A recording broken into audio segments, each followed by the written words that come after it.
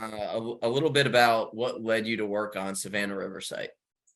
I was traveling around the country working because there was no work in California.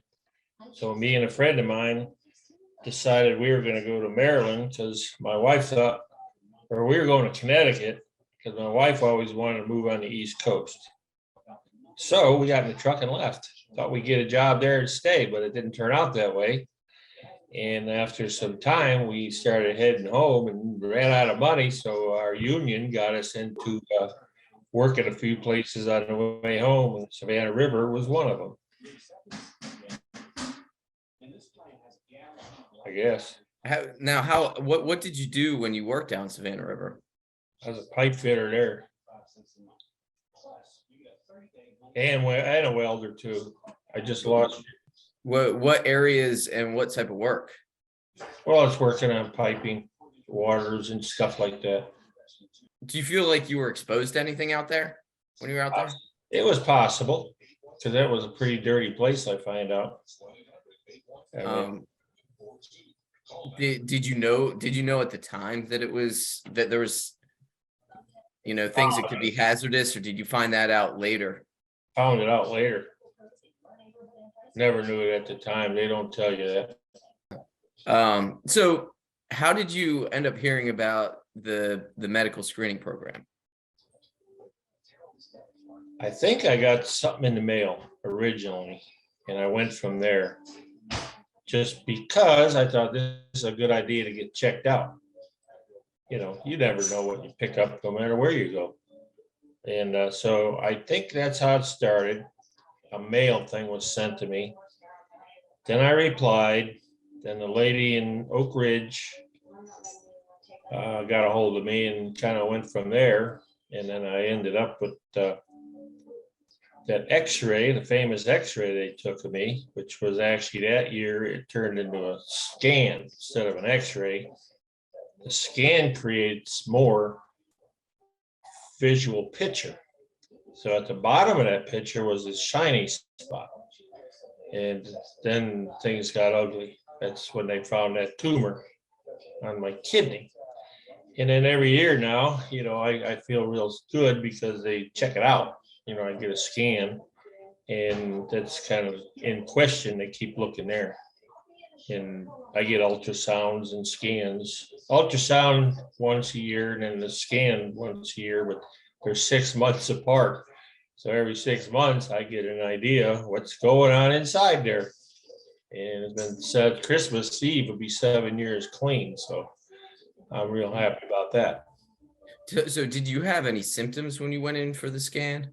No, heck no, total shock. Total shock. Total shock. Yeah, you don't know. You don't know you have cancer. I have no idea. If you do, I think it's too late. That's where the pains and stuff come in, but I never had no pain and nothing. And what was the treatment exactly? Partial nephrectomy. They take part of your kidney out, and they took the tumor and the top half of my kidney off and left the rest in there. So I still have the half a kidney along with the other one. That's good. And that's all they did. They took it out, and it was fortunate there was no treatments afterwards. The guy did an excellent job with that robot. That's all I can say. Yeah, if that tumor that I did have, it was growing on the outside of my kidney. And if that tumor would have broke, then the little bugs go everywhere. And that's called metastasizing. And then you're going, then it goes throughout your body, and one at a time, it's a little Pac-Man. Eats you up until there's no more to eat, I guess, is what cancer is. So that's how it all worked. But yeah, I was very fortunate that he got it all out in one piece and nothing ever happened. Well, it was there the previous year. I did the x-ray part of that. That particular year in 15, they went to the CT scan for lungs and the chest x-ray thing. And the CT scan is a bigger picture. And it got the top of my kidney on that one, and that's how they found it. And it was there. They thought maybe for 2 years it was growing. The thing was the size of a golf ball, but the kind it was a slow growing one, and it took 2 years to get the size of a golf ball. So when they changed it over to the CT scan, because the X-ray never picked it up, it didn't go low enough on your chest to pick that up.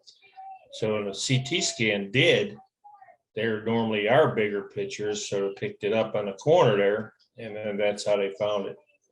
But they thought I had it for 2 years previous to that, just growing. And you know, you don't know. You have no idea it's inside you, you know. So it's, you know, it don't run in my family at all. Nobody's got cancer ever, and you know, way back when. And I was the only one that ever did. And I was the only one who worked in nuclear power plants and stuff like that. So there's a definite something there. Yeah, you feel like there's a correlation between the work that you did. Oh yeah. Yeah, that stuff is, yeah, true.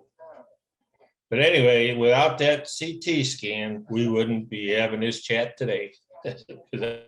7 years is Christmas Eve. I came home from the hospital 7 years ago. All right. So what would you say to any participants that are eligible for the CT scan program? Definitely go do it. The short period of time that it'd take you to go do that could be a long life later you could get, like me, 7 years later, and I'm still here talking about it, feeling great. And if it wasn't for that little time out a couple hours to go get a scan, we wouldn't be here today. So it's well worth the effort. Really ain't an effort. It don't hurt. It don't do nothing, you know. Pretty simple. Yeah, pretty simple. Tell me a little bit about, and I know this, tell me a little bit about what you do with the life you've now been given, extended perhaps, right? To give back to the community. What I do? What do you do to give back to the community? And you know what I'm talking about, I think. Is it that? I get up in the morning and drive kids to hospitals. And this is a funny little hat Shriners wear. And I'm very proud to do that. And there's a couple of us old guys that do that. And some of them have had problems, maybe not the cancer part of it, but all of us older folks that do this, you got to be retired to do it. You know, you get up at 3 or 4 in the morning, you get back as late as 10:30 at night. So you got to be dedicated. And if it, you know, you got to be in pretty good health to do that, because you're driving a van with these kids. And, you know, these kids are special. They can't help themselves. So I do my best to help them out. And it's a rewarding thing. So if it wasn't for that, I wouldn't be able to do this, I guess, is what you're looking at.